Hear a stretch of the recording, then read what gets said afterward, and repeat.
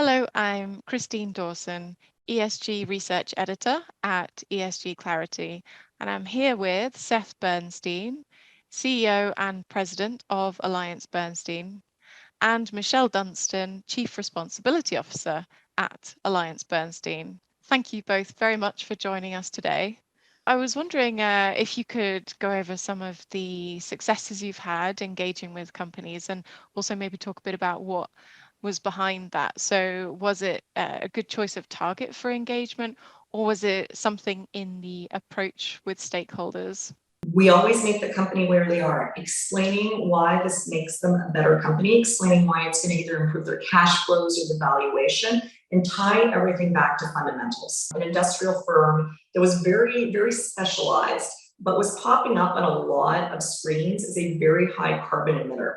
They were not disclosing their carbon emissions. They didn't report on that. And we suspected that they actually did not have very high carbon emissions. But when they don't report and disclose, the different carbon rating or carbon emissions providers make assumptions. So they lump them in with the rest of the broader category, but these guys were very, very niche. So they were being attributed with the large emissions profile of a lot of the big guys when theirs weren't. So again, we had to approach it that way. Well, here's why we think this is important. Well, we're not a large carbon emitter. Like, we don't think you are, but the market does. And the market is increasingly putting a discount on large carbon emitters. If you were to disclose, that would show the market that you are in fact a very responsible, with regards to your emissions, and that you're not a large emitter.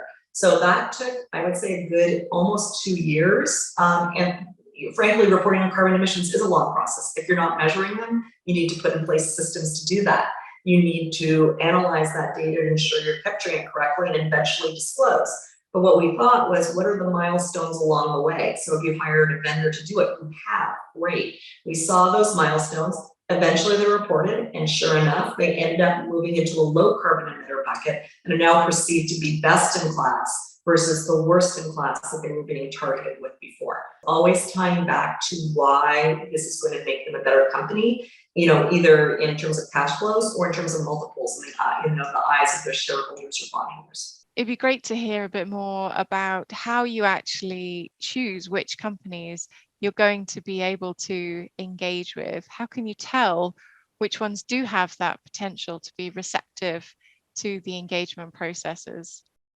You don't until you try. I mean, so when we think about it, for the engagement campaigns, we try and target the largest holdings that are running risks, either don't have climate change policies or targets, they don't have ESG metrics and executive compensation. They're at higher risk for things like modern slavery or forced and unethical labor in their supply chain. And then you start the initial conversation. And that's really when you learn where they are on that journey and how receptive they are. So you really do need to have those, that deep research, that cadre of analysts that are able to engage on those issues. And then you start to know where you are. So we target the largest holdings or potential holdings and the issues that are the most material and start there.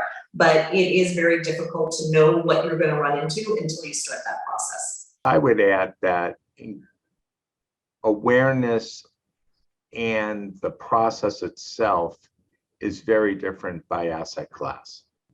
And it started very much as an equity-oriented exercise.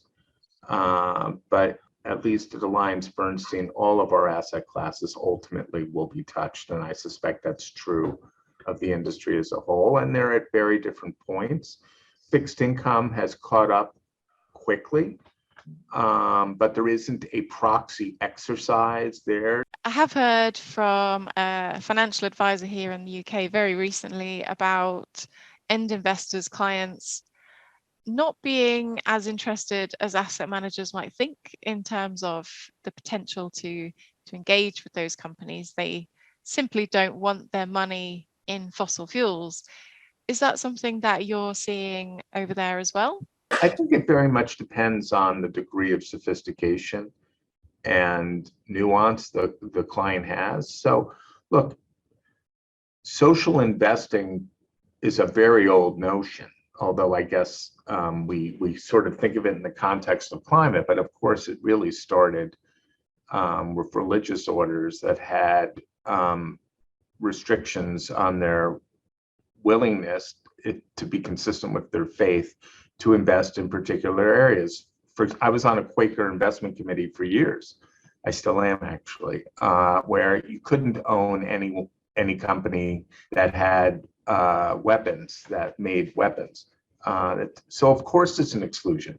And others, whether it's sin stocks or other things. So you can certainly understand the origin of it from that context. But ESG is so much more complicated than those simple exclusions. And I think the world has, as Michelle has so capably described, evolved. And I think there are those clients, and we absolutely have them both here in the United States and in Europe and in Asia, where they don't want to have any of their money supporting industries which just don't align to their values on their surface. I think institutions tend to be, as a group, more nuanced in how they want to see that money deployed, and more rigorous in terms of seeing the results of that. So we deal with all sorts of audiences with different preferences, and I suspect we always will.